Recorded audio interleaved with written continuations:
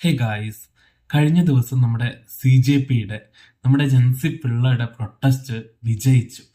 നമ്മുടെ വിദ്യാഭ്യാസ മന്ത്രി രാജിവെച്ചു, ആവശ്യങ്ങള് അംഗീകരിച്ചു.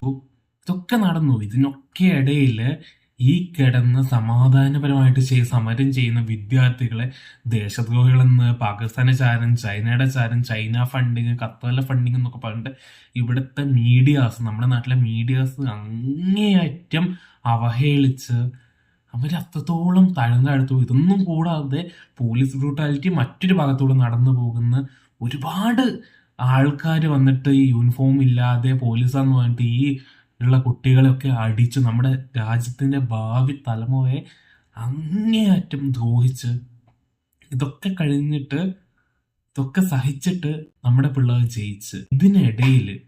ഇതിനിടയിലൂടെ ഇവന്മാരുടെ റിസർവേഷൻ ഹട്ടാവോ മൂവ്മെന്റ് യോജനയൊക്കെ നടന്നുകൊണ്ട് നിൽക്കുന്നുണ്ട്.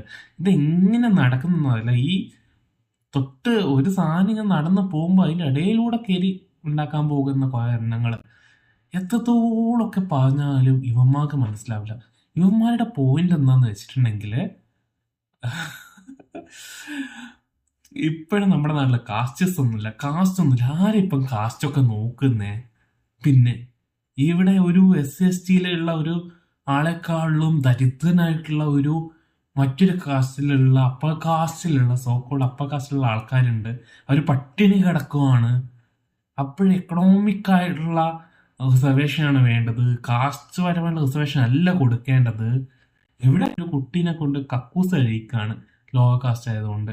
കല്യാണത്തിനിടയിൽ കുതിരപ്പുറത്തുനിന്നൊരു വധുവിനെ ഇറക്കി വിടുകയാണ് കാസ്റ്റിന്റെ പേരിൽ മാട്രിമോണി സൈറ്റ്സ് അങ്ങോട്ടും ഇങ്ങോട്ടും കച്ചവടം നടത്തുന്ന സ്ഥലത്തു നിന്നാണ് ഇവന്മാർ ഈ താളടിക്കുന്നത്. ഒരു കല്യാണ പരസ്യങ്ങളുടെ ഇടയിൽ all caste are expected except SC/ST OBC എന്ന് കൊടുക്കുന്ന 10 പരസ്യങ്ങളുള്ള സ്ഥലത്തു നിന്നാണ് ഇതൊക്കെ വീഴുന്നത്.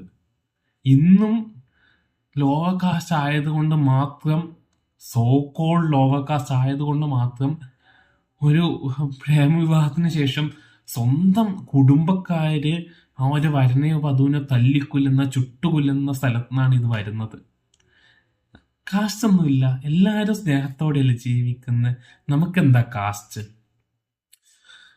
നമ്മൾ മനസ്സിലാക്കേണ്ട കാര്യം, കാസ്റ്റ് റിസർവേഷൻ അല്ലെങ്കിൽ SC/ST റിസർവേഷൻ, OBC റിസർവേഷൻ ഒക്കെ എന്ന് വെച്ചിട്ടുണ്ടെങ്കിൽ ഓൺലി അവരുടെ കയ്യിൽ പൈസ ഇല്ല അതുകൊണ്ട് കൊടുക്കുന്ന ഒരു റിസർവേഷൻ അല്ല.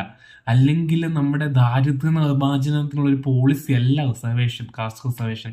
ഇതെന്ന് വെച്ചിട്ടുണ്ടെങ്കിൽ നൂറ്റാണ്ടുകളായിട്ട് തലമുറകളോളം നടന്നിട്ടുള്ള ഡിസ്ക്രിമിനേഷനെ ഈക്വലൈസ് ചെയ്യാൻ വേണ്ടിയിട്ട് കൊണ്ടുവന്നിട്ടുള്ള ഒരു ടൂളാണ്. സോഷ്യലായിട്ടുള്ള ഒരു ഇക്വാലിറ്റിക്ക് വേണ്ടിയിട്ട് കൊണ്ടുവന്നിട്ടുള്ള ടൂളാണ് കാസ്റ്റ് റിസർവേഷൻ. അല്ലാതെ പട്ടിണി മാറ്റാനുള്ള ഒരു ടൂളല്ല. അതിനു വേണ്ടിയിട്ട് ഒരു എക്കണോമിക് റിസർവേഷൻ കൊണ്ടുവരട്ടെ, അല്ലെങ്കിൽ നടക്കുന്നുണ്ടല്ലോ ഇപ്പോഴും. എന്തിന്റെ ബേസിലാണ് ഇവർ ഈ ഒരു റിസർവേഷൻ ഹട്ടാവോ യോജനയൊക്കെ പറഞ്ഞിട്ട് ഈ പിള്ളേരുടെ ഇടയിലേക്ക് വരുന്നതെന്ന് മനസ്സിലാകുന്നില്ല. എന്തൊക്കെ തന്നെ പറഞ്ഞാലും നമ്മുടെ സൊസൈറ്റിയിൽ ഇന്നും കാസ്റ്റിസം നടക്കുന്നുണ്ട്. ഒരിക്കലും റിസർവേഷൻ കാരണം ഉണ്ടായ ഒരു സാധനമല്ല കാസ്റ്റിസം. റിസർവേഷൻ വളമിട്ടിട്ട് ഉണ്ടാക്കുന്നതല്ല കാസ്റ്റിസം. കാസ്റ്റിസം കാരണമാണ് റിസർവേഷൻ ഇപ്പോഴും നിലനിൽക്കുന്നത്. റിസർവേഷൻ വേണ്ട എന്നാണെങ്കിൽ, കാസ്റ്റിസം നമ്മുടെ സൊസൈറ്റിയിൽ നിന്ന് പോകുവാണെങ്കിൽ റിസർവേഷൻ ആവശ്യം ഉണ്ടാകത്തില്ല. എങ്ങനെ കാസ്റ്റിസം പോകുമെന്ന് വെച്ചിട്ടുണ്ടെങ്കിൽ, ഇന്റർ കാസ്റ്റ് മാരേജസ് ഒരുപാട് തോതിൽ നടക്കുകയാണെങ്കിൽ കാസ്റ്റിസം ഓട്ടോമാറ്റിക്കലി പോകും. ഓക്കെ, പിന്നെ മാരേജ് നമ്മുടെ ഒക്കെ ഓരോ ആളുടെ ചോയ്സ് ആണെന്നൊക്കെ പറയുമ്പോൾ, ഈ അതേ ചോയ്സ് എടുത്തിട്ട് കല്യാണം കഴിക്കുന്ന സ്വന്തം വീട്ടിലെ കുട്ടികളെ തല്ലിക്കൊല്ലുന്ന പാരൻസ് ഉള്ള നാട്ടില് പണ്ട് കാര്യമുണ്ടോ? സോ അത്രയ്ക്കേ ഉള്ളൂ കേട്ടോ.